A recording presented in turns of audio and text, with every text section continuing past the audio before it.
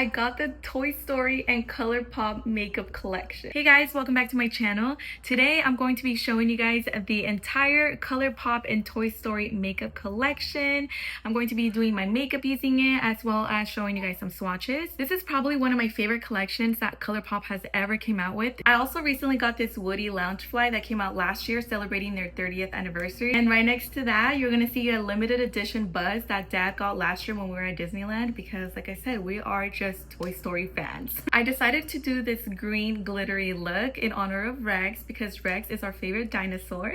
We got to meet him at Disneyland as well. My kids were super excited. And before I continue just talking my head off about how much we like Toy Story, let's go ahead and get started. So let's start off with the eyeshadow palette. It's called The Toys Are Here. It's a great variety of colors, and if you've tried other Colourpop eyeshadows before, then you know they're good. They're pigmented and easy to use, and they're also cruelty free. I start with the shade Since 95 as a transition color, and I use it all over my lid, just using any blending brush. Then I take the shade Intergalactic and I apply that right on top using a more dense brush. Then I take the shade Infinity and I apply that on the outer corners. And lastly, I take shade Rex Flex, and using my finger I apply it right on the inner part of my lid, and then I go over it with a brush just to blend that out. And I also use that same green shade to add some to my lower lash line. It's giving St. Patty's Day, but I love it. Now for the mascara, first off, I am obsessed with the packaging. I never thought I'd be rocking green mascara, but it low-key looks good.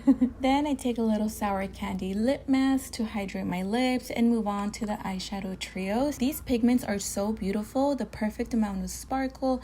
I use the shade It's Forky and use it all over as a highlighter on my face.